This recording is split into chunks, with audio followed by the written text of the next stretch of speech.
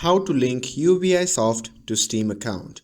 Hey everyone, welcome back to the channel. In today's video, I'll show you how you can easily link Ubisoft to Steam account. So without further ado, let's get started.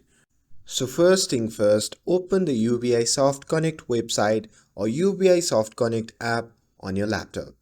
And once you have opened it, simply click on your profile icon shown in the top left corner of the screen.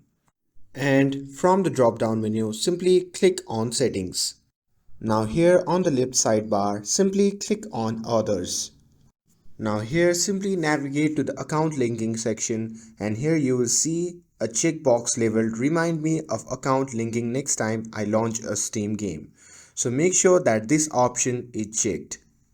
And now you can scroll up and click on Restart Ubisoft Connect, or you can simply close the app and start it again.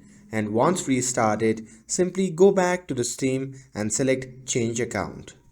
And this will close Steam, but when you log back in and launch the game, your Ubisoft account will automatically link to your Steam account. And restarting both Ubisoft Connect and Steam ensures everything syncs correctly.